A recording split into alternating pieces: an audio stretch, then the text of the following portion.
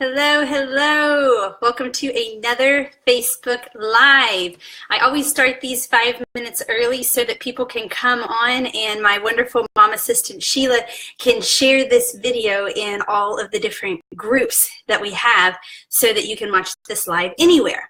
And of course, if you are watching live and you know somebody else that needs to watch it, you can go ahead and click the share button and they can hop on live as well. Hey, Ashley, nice to see you on here. Ashley is a winner of a Mamaste shirt from her awesome comments that she has been making in the Facebook groups. So I am going to be sending that out tomorrow when I get back to my trailer, where all of the t-shirts, I have a new batch of t-shirts that came in that I had shipped directly to me so I can send them directly to you. So I'll be going back there. As you can see, I am not in a travel trailer. This is about the size of my travel trailer. And this is my Sticks and Bricks home in Nashville, Tennessee. We are back and we are visiting with family, and we've had an opportunity to come and stay back in our home that we were in before we hit the road, and we're really enjoying it, seeing the neighbors again, and just kind of going through some to-dos. You know, every time we come home, we do something to help just reduce down the clutter. And I talk a lot about minimalism, and this was another opportunity to minimize. So if you have seen some of my Facebook posts, you may have seen that I actually we did a huge clutter reduction day where we pulled every single piece of clothing from our trailer and every piece of clothing that we had left up in the attic in storage here in Nashville. We brought everything down, weeded everything out, and I have boxes of stuff that we've taken to Goodwill that we are giving away to friends, and we've reduced ours down to each kiddo has a, whew, I'm gonna fall. Each kiddo has a Rubbermaid drawer, 3 drawers, and that's all they have for all of their clothes. And I'm sitting here hiding in between my 2 couches, so obviously I just tripped backwards, trying to get the angle where I can have my computer up high enough. So anyway, we've been doing a lot of cleaning out and clearing out and finalizing things like taxes and MARTA on our car and all of the fun to-dos that we need to do just to run a household. It takes a lot. And in the aspect of running a household, when you add in educating your kids and taking on that as a primary role for you, as opposed to sending them to another educational format like a public school, private school, charter school, anything like that, it can be really overwhelming. Just the to-dos of keeping the house clean and creating meals for everybody, things like that can definitely up the stress level. And you add in trying to do the food for everyone, or trying to educate everyone, and it can be really intense. So that's what this session is on, and it's 9:58. I'm going to give it until 10 before I officially start, just so other people can hop on. Hi, Sheila. Glad to have you on here as well. Super glad, because I just loaded Sheila up with a ton of links. I did this thinking I was going to have this as a short Q&A, and what I have found is I have a whole lot of resources to share. So Sheila is going to be loading all of these up as I talk about them. She is going to she's going to add in the links, and I already am discussing with her about using this video to do a blog post with a list of all of the links, because there's a lot of resources that I'm going to be talking about. Hey, Becca, glad you're on. I haven't done this before, but if you join, I'd love to see where it is that you are joining from all over the country, and see. We have a lot of followers from Costa Rica because of our time in Costa Rica as well. So I would love to hear where you are right now. I am in Nashville, Tennessee, and as I said earlier, I am actually in my Sticks and Bricks home. So I am in our house that we have in Nashville, and it's been nice right now because of it being a little bit cold and rainy and bad weather outside. It's been nice to have a little bit bigger home to run around in than our 240 square foot travel trailer. So yesterday when we had our friend Jill, who's also on here, hey Jill and Jill, we have lots of Jills today. It was great having a bigger home because we had Jill's 4 children here as well as my 3 children. And it was nice to have the extra space and not have everybody right on top of each other.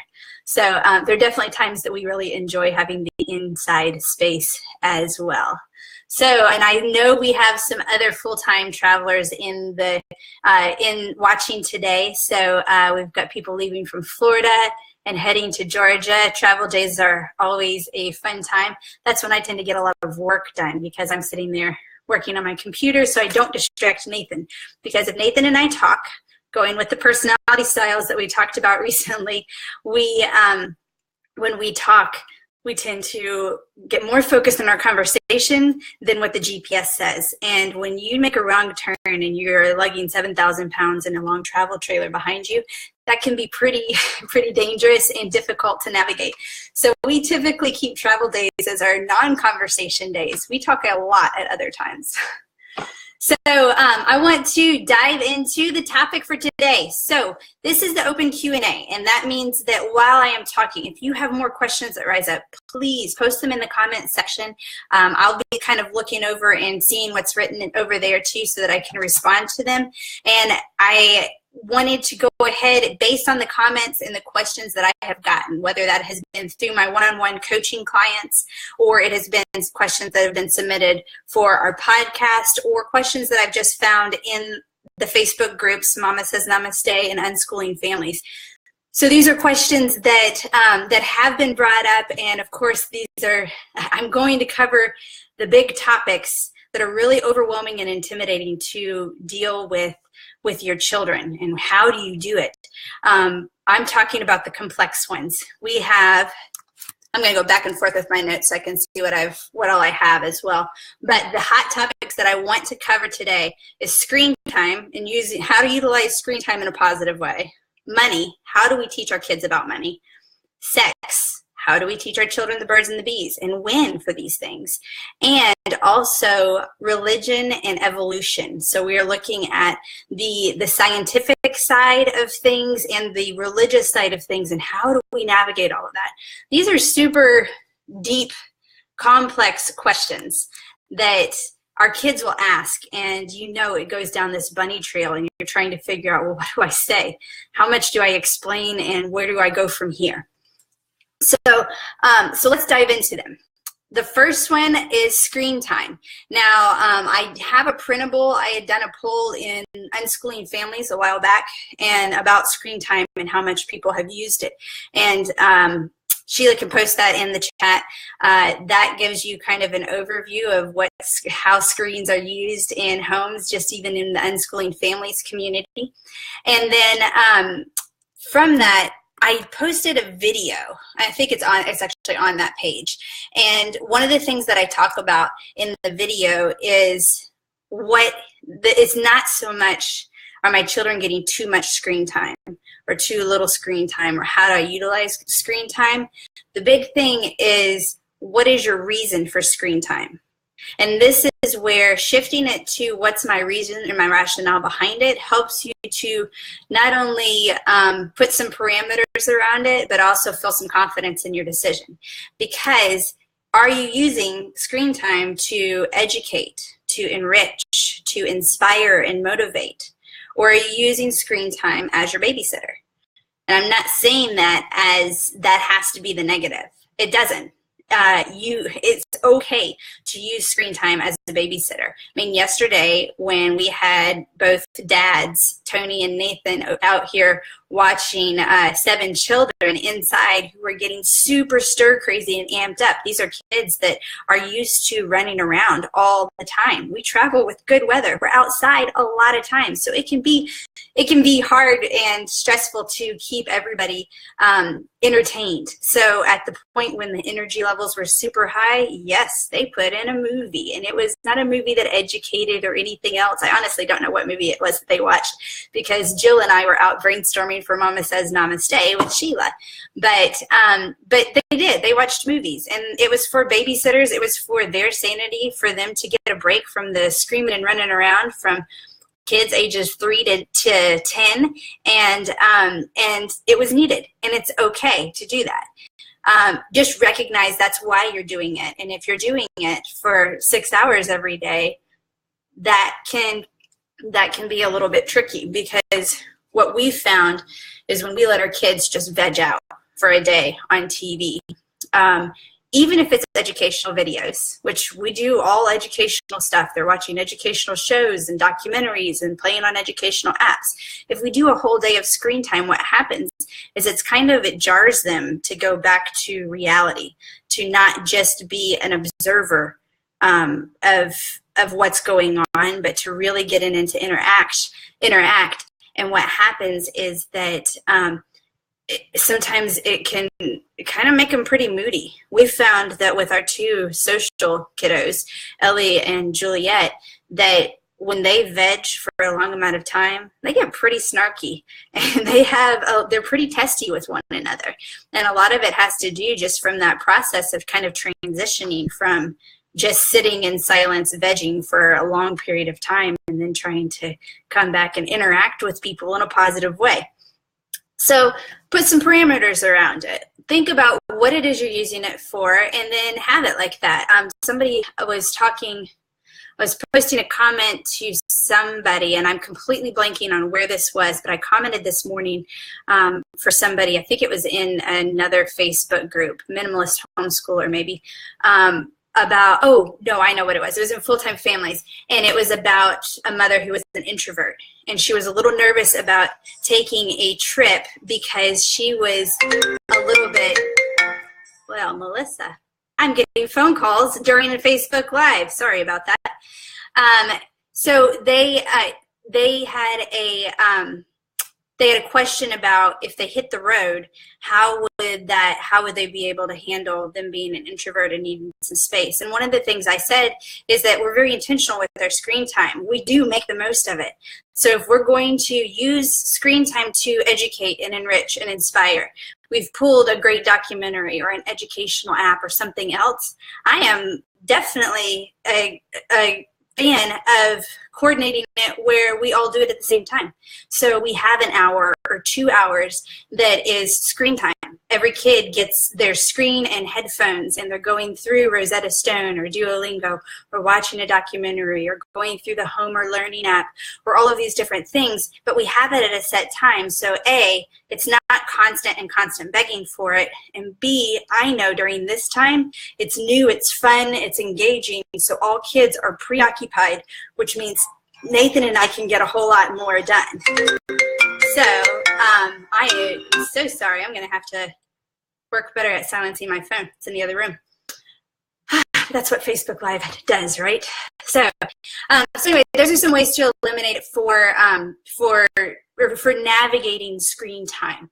Look at just being intentional about how that screen time is structured instead of just having it a free-for-all, because what happens is you have kids that are constantly begging for it because it's push-button entertainment. It's fun. It's easy to do that and to chill out. And sometimes it's a great thing, and sometimes it can really take over a family.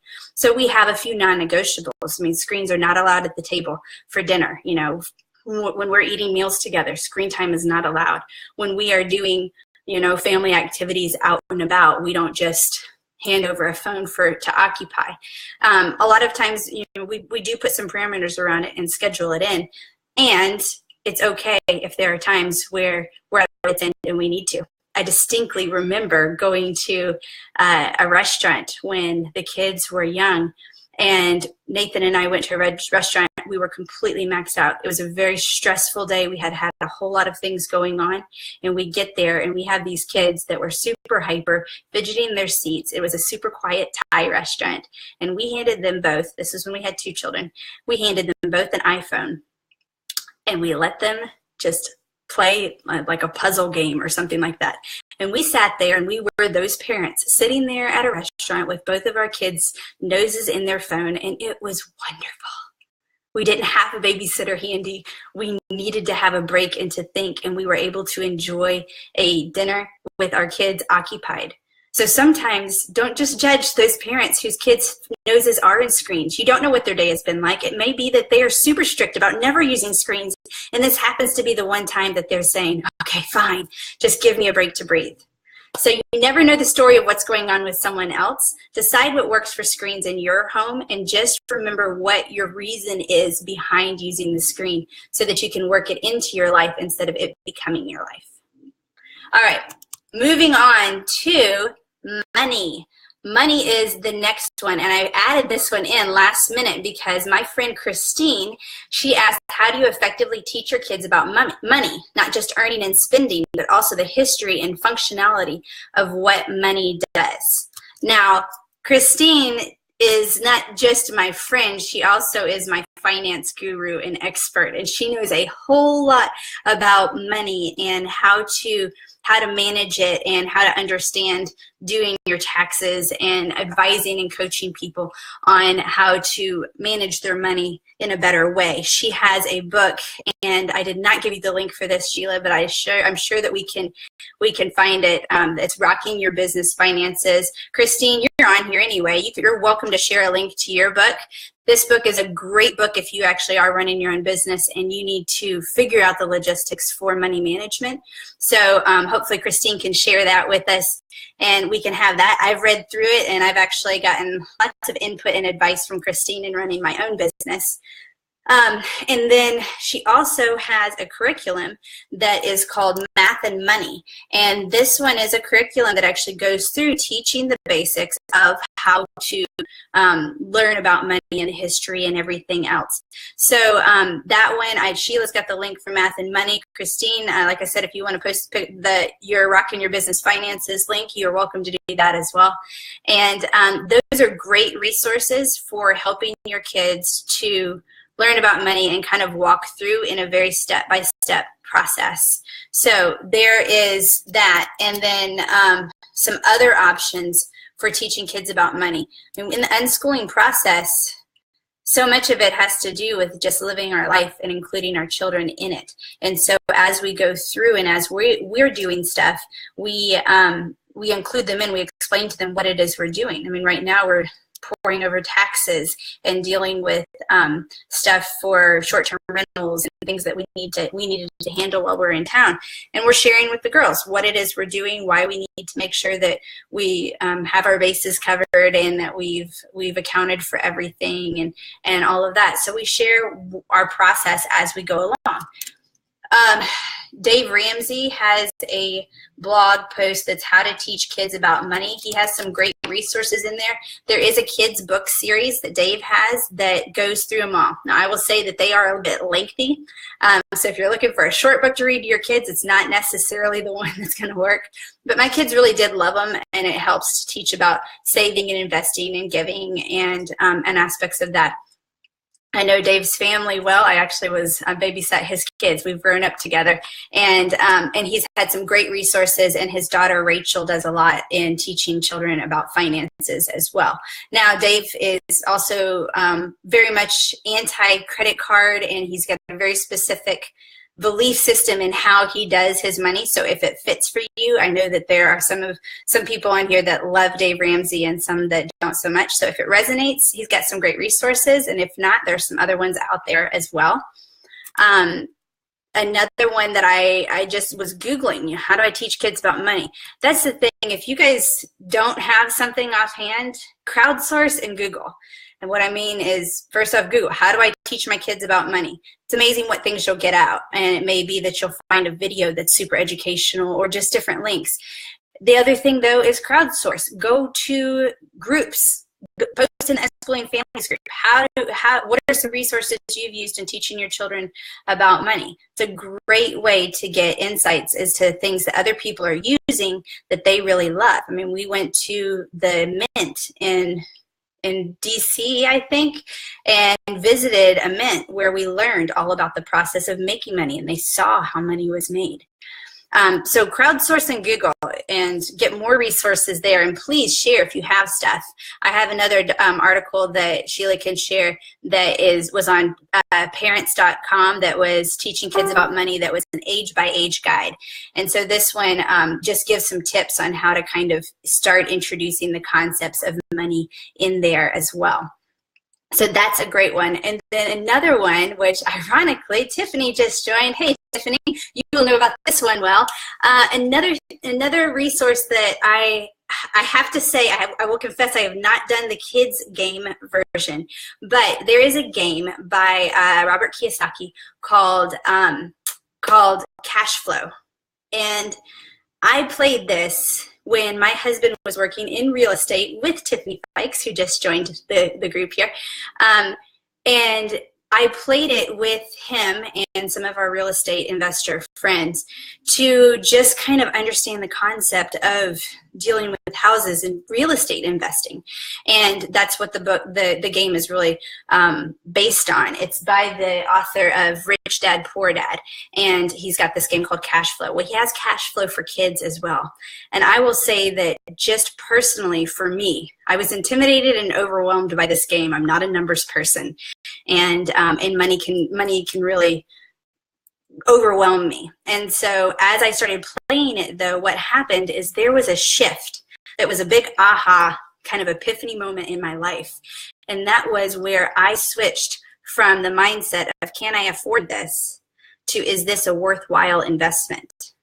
Because when you get out of that concept, and in Rich Dad, Poor Dad, he talks about this too, when you get out of that concept of, I can't afford this, and you're looking at instead is, what am I willing to invest in? Because when you're willing to invest in it, you prioritize it and you do the small steps to make it work. So this game was kind of a bit of a quick game changer, pardon the pun. It was a bit of a game changer for me, just on even looking at how I perceive money and how I perceive things. Is this a worthwhile investment versus just counting the pennies and the dollars? So Cash Flow for Kids is another great way to maybe dive into that together. We've also, Clara has been going crazy with Monopoly. She loves Monopoly. We've played Monopoly and we've played Life. And sometimes there's fun games, Monopoly, Life, Math Dice, and Settlers of Catan. Those are 4 things just off the top of my head that I have played with the kids that they've really enjoyed. So those ones have been fun for getting things going with it. Yeah, Christine's saying that field trips to the Mint are really fun, and they are. They're very interesting to see how it all is made. So those are some of the ways that we talk about money, and we just engage the kids in the process. And our kids have been, they've been making their own money since they were 4. Clara started selling muffins, and we learned about the process and the time it takes in, and the labor in the sales and profit, and being able to make the muffins, and then looking at, well, okay, she does art. Well, she's tied to her art. She doesn't want to sell every piece of art. So how can we duplicate it? It takes a long time to paint. So then we're looking at how can we leverage her income so it's not just one piece of artwork that she sells and something more. So she started making greeting cards, and she did that. And then she worked with my mom, and she created a book, and they published this book. And now she's able to recognize, selling a book and how much, her one intense effort now is something that can be duplicated, and what she can profit from there. So it's been a really great way to see the process of her just growing and understanding all elements of math that are coming into it, math and finances and all of that. Apparently Harley realized I was on Facebook Live and decided to leave as well. All right, so that's money. So we got money and screen time. Let's go into the 2 biggie hot topics now. Sex is next. Now, before I go into sex, I do also want to reference, I didn't reference this earlier, teenage years. It can be a scary time. And I'm going to be crowdsourcing and asking you guys more and more questions as I'm going into the tween and teen years with Clara, and this is a first for me. I can talk a lot about the first 10 years of childhood, but when it comes to dealing with adolescence and puberty and the teen years, I do not have firsthand experience of raising a child in this, and so I want to pull and get ideas from you guys in this as well. And one of the resources that I really loved, that I read a blog post in there it's the name of the blog is 7 Year Adventure, and it's by Anna Skates. And she writes about the teen years and how great they are. And she wrote a post that was about, it was something about 13-year-olds that was great. And the reason I loved it is because it really talked about how so often we create the stigma of the teen years being so awful. And we build up this, oh my gosh, just wait till they're teenagers. It's almost like we set up the expectation. And so what happens? Our kids fulfill that. And they become the apathetic teenager who doesn't want to be around you and everything else. Well, I mean, what I've seen, especially as we've traveled the States and we've seen families, a lot of full-time families very engaged with their kids and going through the process with them, we see a whole lot of teens who don't have bad attitudes, don't think all adults are stupid, who engage and interact and who are happy and not just sullen and aloof. Teens don't have to be this negative stereotype. The teen years can be a wonderful time. It can be a really fun time to connect with your kid and kind of, you know, explore adulthood together. And it doesn't have to be such a bad thing. So first off, I just want to go ahead and throw that out there that, you know, check out 7 Year Adventure. Start looking and shifting your perspective of what the teen years are, because our kids can rise to our expectations. If we're bracing for this horrible time, a lot of times that's what happens. And this kind of goes into the topic of sex. Now, I believe that the sex topic needs to come up way before you hit the teen years. But when it comes to puberty and adolescence and dealing with that, I mean, that was another thing where I had kind of a shift in my own path by reading the book Women's Bodies, Women's Wisdom by Dr. Christiane Northrup. And it really changed my perspective on the menstrual cycle, and that this is not just a curse that we have to just suffer through, but that it's a beautiful part of our female makeup and something that is a natural thing that happens and how it syncs us to the earth and how we're connected. And it's not something that we should see that as an opportunity to kind of look inward and to kind of reset and kind of more of an introspective time of the month for us, as opposed to it being this horrible curse you have to deal with.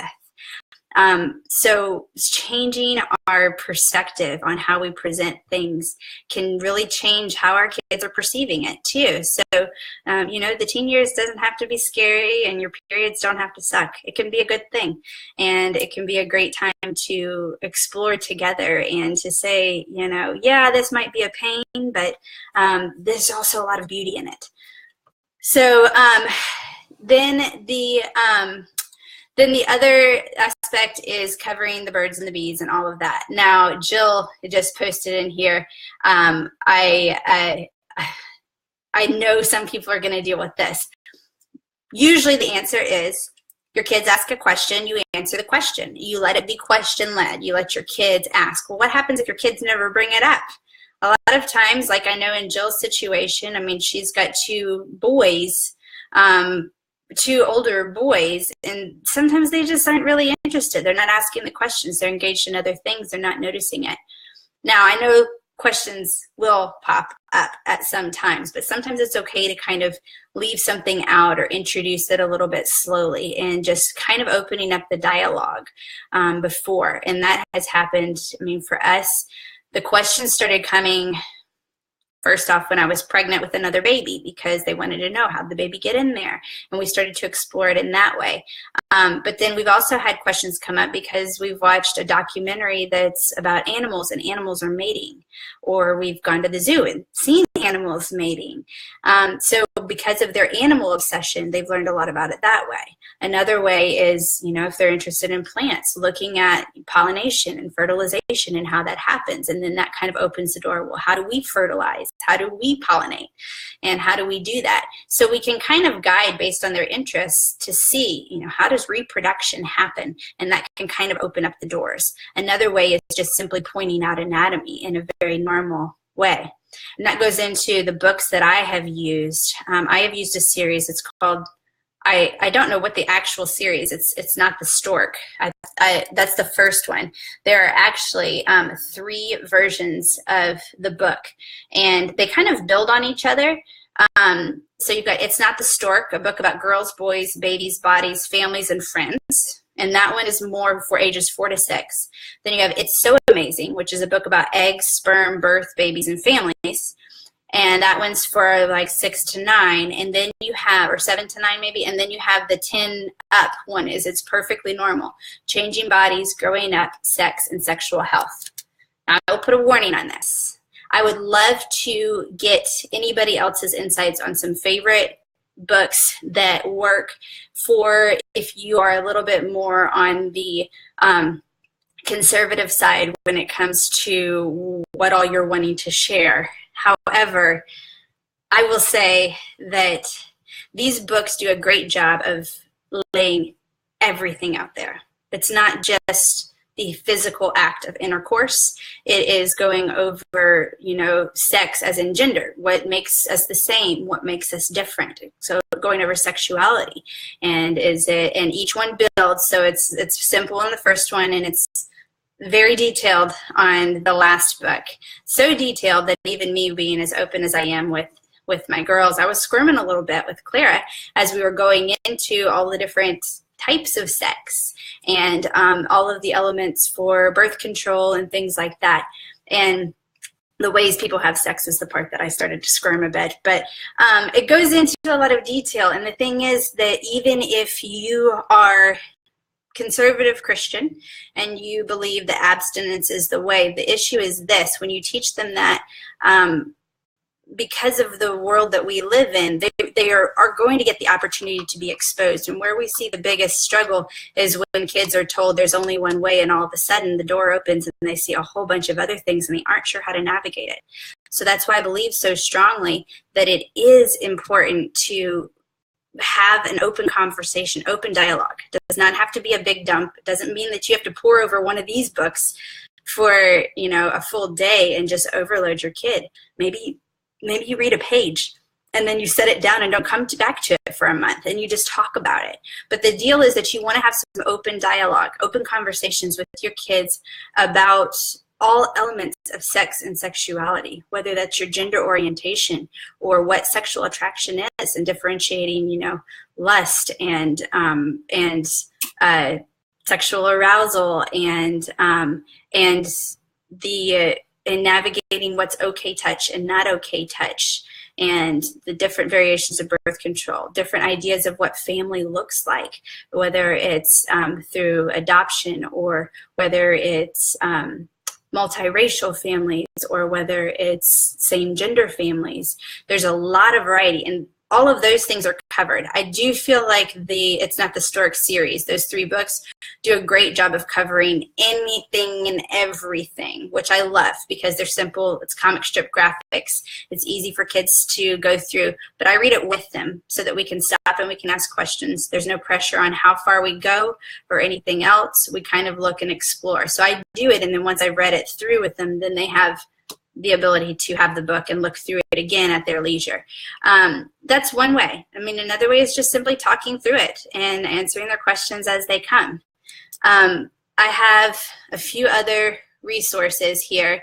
There is a 6-minute sex talk that covers everything. Okay, this was done on Upworthy. I had it saved from a long, long time ago. This guy is a bit obnoxious, but he covers a lot.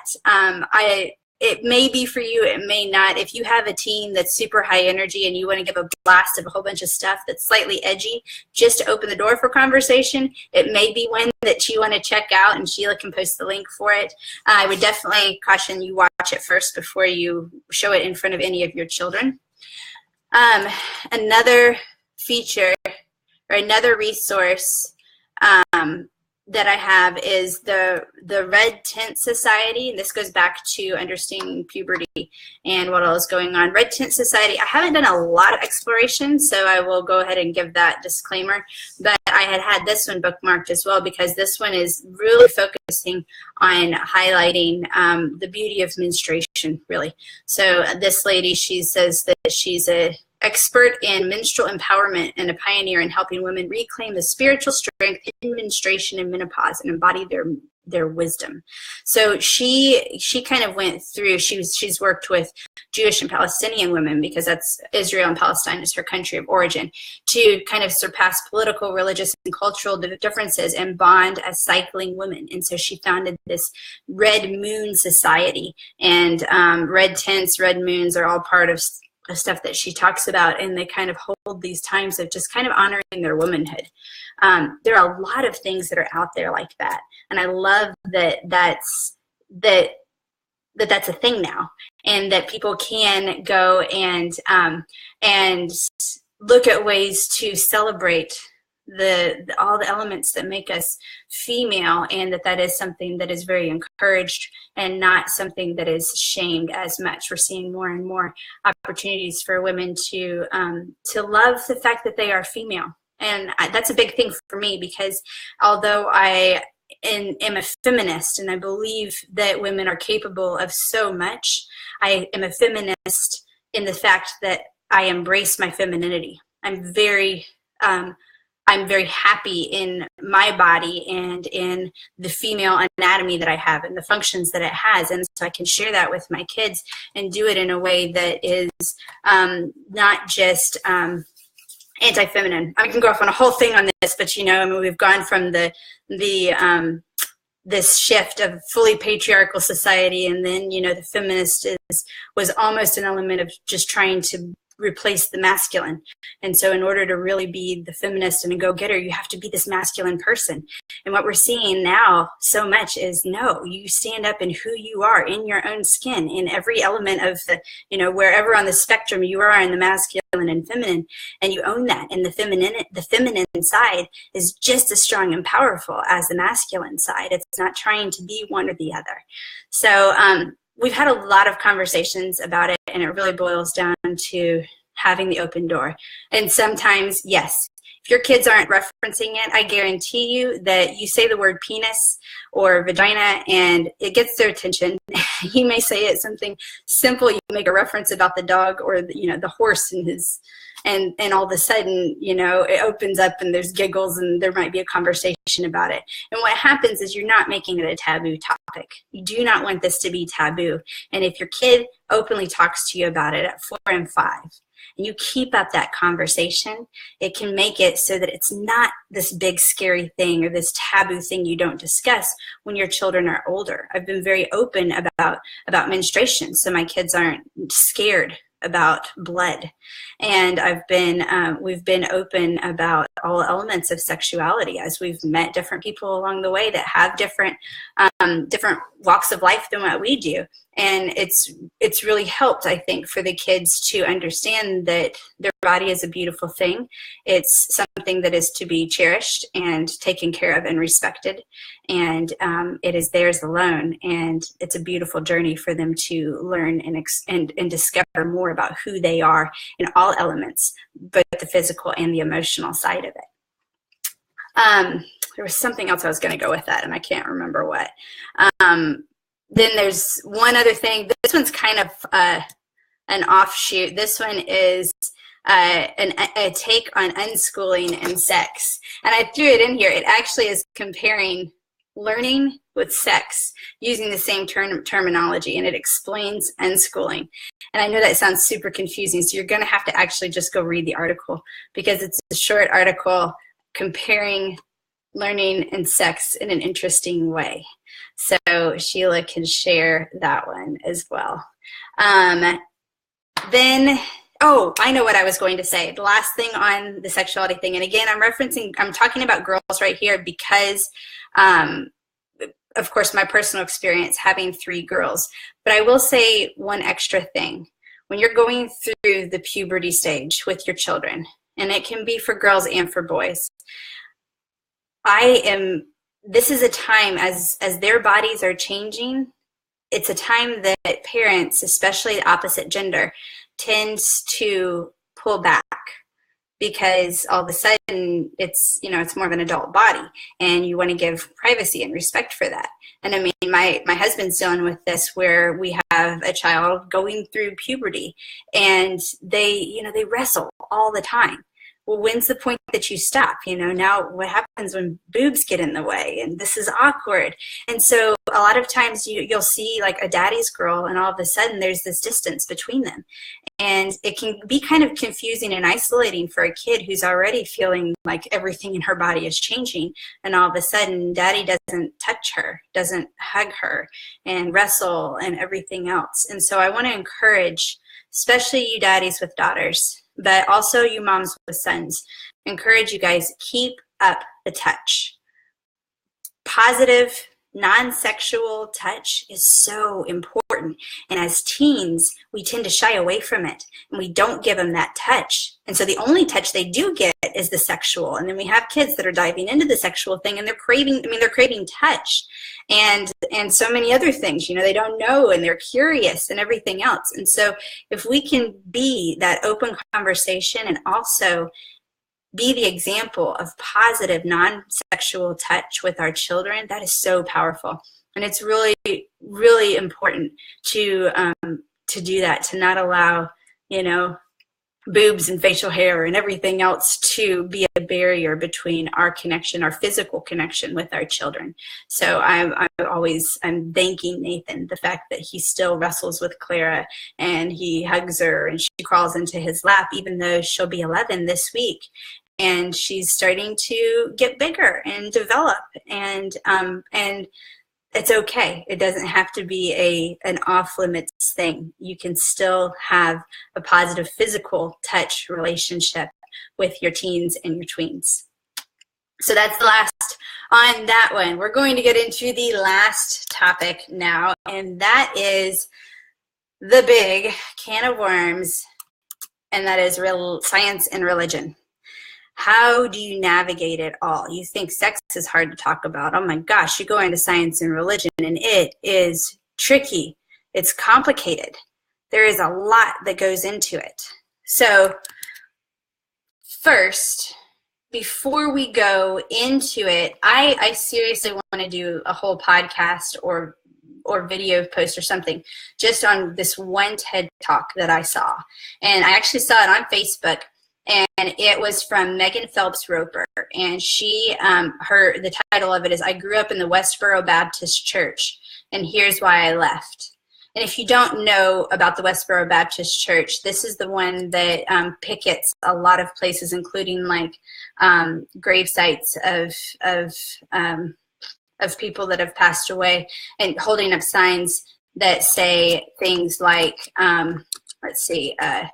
her thing says, "I was a chubby-cheeked 5-year-old when I joined my family on the picket line for the first time, with my tiny fists clutching a sign that I couldn't read yet that said, 'Gays are worthy of death.'" And what she talks about is how strangers on Twitter convinced her to leave the Westboro Baptist Church. And I have to give props that, you know, this is not just a plug for social media or anything like that. But her talk is beautiful. It really is, and I highly encourage you to watch it. We watched it with our children, and we loved it. And actually came at a perfect time because we had just been at a drum circle the week before, where there were picketers at the drum circle telling my children and me we were going to hell because we were dancing at a drum circle at sunset, and so we were worshiping a sun god, and so. This was a really great video just in teaching tolerance. And this is the big thing that I want to impress on for understanding evolution and science and faith and religion and all of these ways that go into it, is start with this preface. And in this video, she talks about 4 steps in difficult conversations. And this has to do with differences in belief systems, because when you believe something differently, what happens is so quickly it can turn into a defense or an attack, where people don't see eye to eye. And so she talks about, you know, first, don't assume bad intent.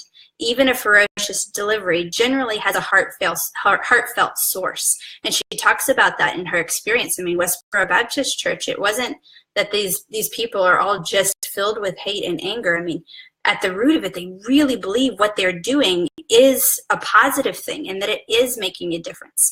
So don't go into it assuming that everybody is a horrible person. There's a lot of good in this world. And as we've traveled through the states, that's what we've seen, is as much as the media can paint all of these horrible images, there are a lot of good people out there.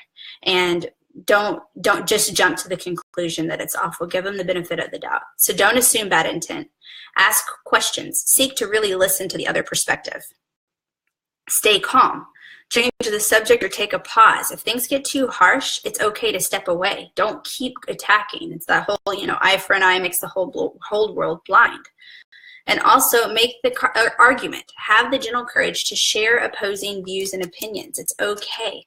And oftentimes what happens is the fighting happens more because of illiteracy than literacy. And so I'm a huge advocate of having literacy in what it is you're doing. And one of these ways is through religious literacy. It's science education. It's religious literacy. It's understanding not just what you believe, but the different things that are out there. The facts in science that you see, which I still will say can be subjective because we also believe the world was flat at one point. So science is changing and morphing, and even what we see as fact sometimes can be proven, and sometimes we're looking at more of a theory in it. And this is where I get into my favorite go-to resource for dealing with religion. And this is any sort of religion that you are. This is a book for parents. I didn't have all of my books to hold up here because I've got so many of them in my trailer. But this book here, it's called Relax, It's Just God, How and Why to Talk to Your Kids About Religion When You're Not Religious. And I will go ahead and put the disclaimer that yes, Wendy Thomas Russell is not religious. She typically classifies as agnostic, and her husband is atheist, I think. But she has so many great resources, and this book is a book not just on educating on the different religions, but really on explaining how important it is to have religious literacy and teaching tolerance with your children. And one of the things that we did that I pulled as a resource from her when we first started going down this path with the girls, we started at a very young age playing a game called Fact, Fiction, or Belief. And fact ends in an N, so it means it's not true. Fact, I'm getting this all confused. Fact ends in a T, which means it's truth. Fiction ends in an N, which means it's not true. Belief ends in an F, which stands for faith or feeling. And sometimes that faith and that feeling is so true for you, it can be disguised as fact, and it can get really difficult to see which is different. And so we open the door for conversation and tolerance in that way. So I may say blue is the best color in the whole world. Is that fact, fiction, or belief? For me, it feels like fact. It is the best color in the whole world. And so we'll have a whole conversation about that. Well, it may be truth for me, but since we cannot prove without a shadow of a doubt that it is a fact, this is going to fall under the belief system. So it doesn't mean that you need to negate my belief. It is my belief, and it may be my truth. But we can understand and kind of put it into perspective this way. So we've played that game with our kids from the beginning, starting with things like purple is the best color in the world, and going into Jesus is the only way, the truth, and the life. We lived in the buckle of the Bible Belt for the first 10 years of the girls' lives, first 8 years. And when I sent them to a Southern Baptist preschool, I sent them there knowing that this was not just religious experience for them, but it was cultural experience, because it fit in the culture in Nashville. I mean, first question you get asked is, where do you go to church? And I say that loosely. Nashville has changed a lot, but when I was growing up, this was definitely a first question that we got a lot of times.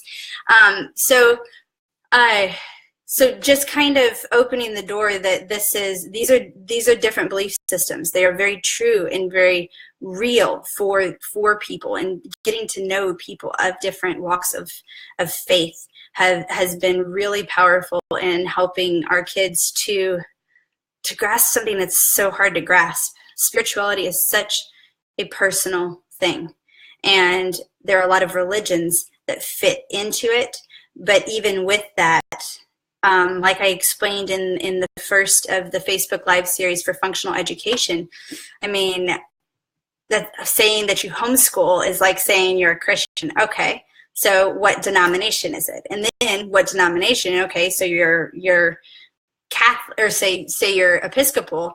So does that mean that you just go to church on Easter Sunday, or do you live and breathe it? I mean, there's so many aspects of it, and religion, even spirituality, even in the religious confines, still is such an individual process.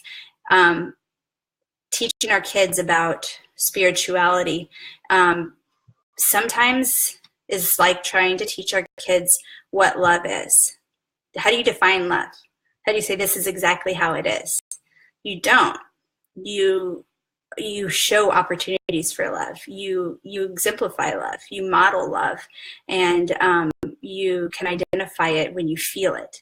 But it's so much deeper than that. And spirituality is something that is so much deeper. We open up the conversation and we talk about it in an open way. We don't negate what they say. And there are times where they may make a statement that says, one day, I don't believe in God. And that can be really scary to hear. Okay, what don't you believe? Well, I don't know. And we end up going into a conversation about, well, what does that mean to you? And okay, well, that's where you are. And then the next day, I've decided I believe in God, but I'm going to call him Wakantanka, which is the Lakota reference for the God figure. And it's what my niece prays to, is to Wakantanka. So we have learned a lot about a lot of different religions simply by talking with people that believe that. We've taken the girls to a Mennonite hymn sing with 8-part harmony, which is beautiful. And I look at it again, not so much just religious education, but also cultural education. It's our history, because my grandparents were raised Amish, and my family, I have Mennonite family, and that, oh my gosh, listening to Mennonite 8-part harmony is incredible. I love it.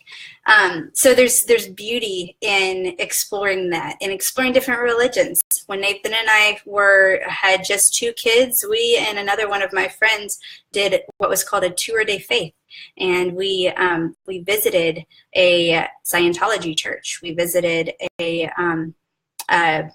a deaf Southern Baptist church, which was really interesting. We visited Universalist, Unitarian, Episcopal, non-denominational, let's see, a synagogue, a mosque. We visited a lot of different places, a Hindu temple, just to kind of understand and grasp what it was and what made this beautiful for them. And I mean, what does religion and spirituality do for the people that follow a specific path? A lot of times what it does is it gives them their purpose. It gives them their meaning.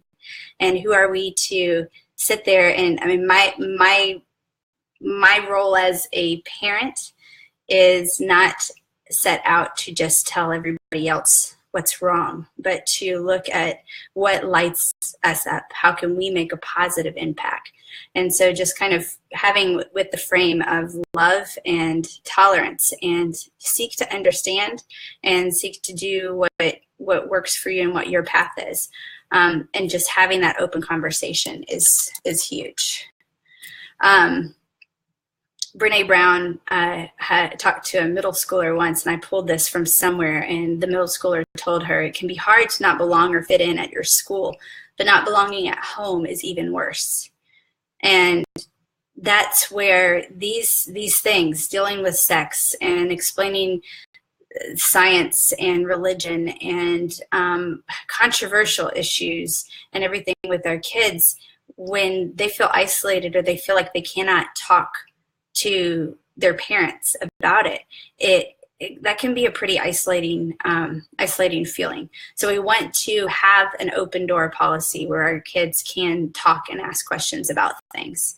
Back to Wendy Thomas Russell, she has some great blog posts. I had to kind of dig to find them. She doesn't do them as often anymore. I think she's working on books, but she has a whole What's This series that is, they pull things like what is catechism, and I have a link for Mommy, what's catechism? And then she has another series that's quick, what the hell is ... So it's what the hell is VSAC Day or Holy Day or Holy Week or Christmas, and it goes over what religion it is, how on the level of intensity, how important is this in this religion, and then it says, some quick things that you can do to teach your child about it. And so it's a great resource for looking at ways that you can explore and celebrate or acknowledge different religious holidays or religious rites of passage and different things like that. It's been really helpful. She's been a great resource for getting a lot of information. She also talks about a book, Really Big Questions. It's really big questions for kids about God, faith, and religion. And I do have that book, and I will say it's definitely a little bit more atheist biased. I felt like it was a kind of bit condescending. So I would love anybody's input on a good, easy Bible book. And this goes into another link that I'm getting ready to have Sheila share on 50 top books and resources. It says 50 books to teach morality beyond the Bible. So we have the Bible, of course, for Christian faith. This is the go-to, and you have the version of the Bible in all of the different religions. There are a lot of them that you can look at and, that you can read through and learn about. But sometimes they're heavy. Going by the Bible right there's a whole lot of death and who begat who, and it's pretty tedious. So I'm looking for a good book that kind of shares some of the Bible stories in a way that's a little bit easier to navigate for kids that are not religiously affiliated. So if you have a resource for this, please share it with us. I would love to get some more on that. The one that Sheila just posted, this is from Patheos. Patheos is another religious literacy site. Gives you a lot of information from everything. Again, this one, I think it tends to be a little bit more atheist perspective, but it educates a lot. The whole focus is on religion. So it's teaching all of the religions, and it's a great place to gather content that is not specifically biased toward the Christian faith or Hindu or anything else.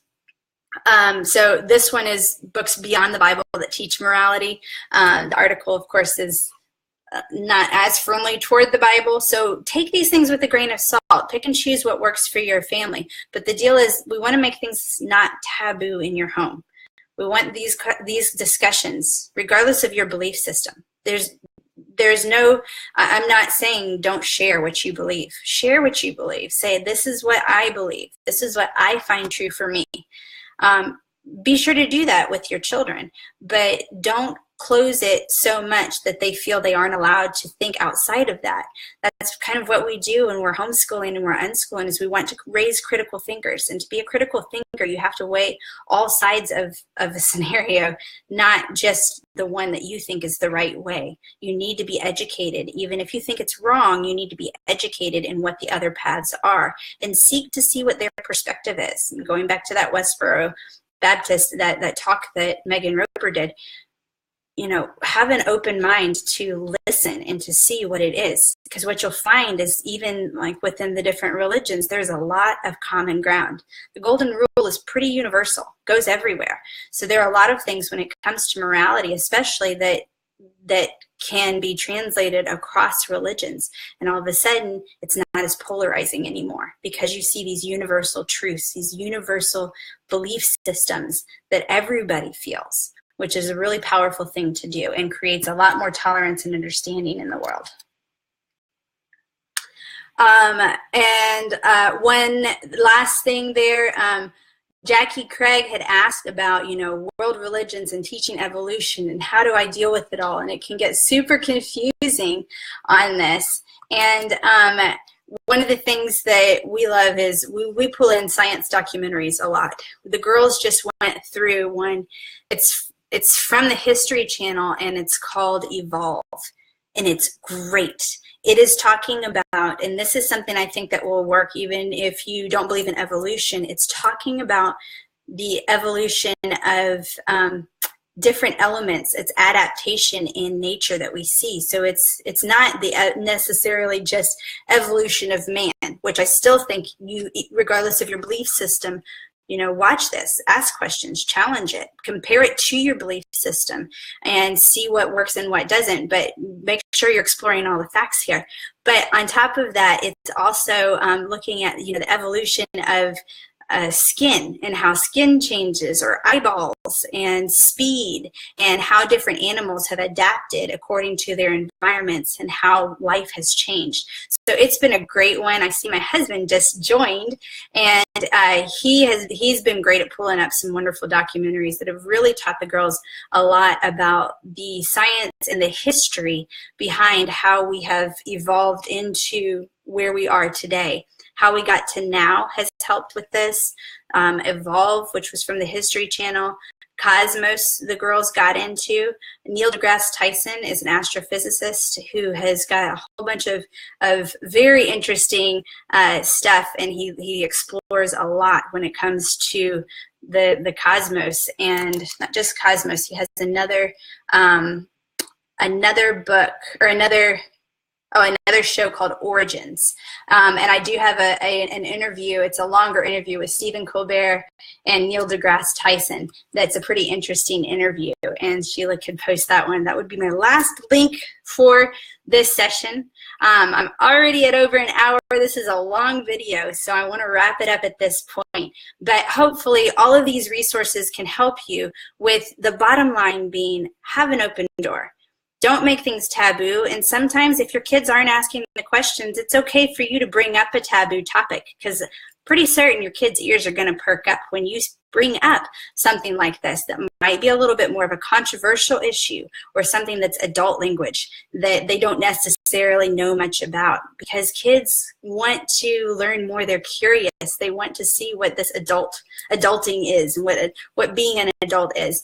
And so they're going to be tackling these issues, and what better way for them to explore it than in an open environment in their home first, where they can bounce those ideas off. They can test it out in a place that's loving and supportive of who they are, and allowing them to be those critical thinkers and to really question and grow from there.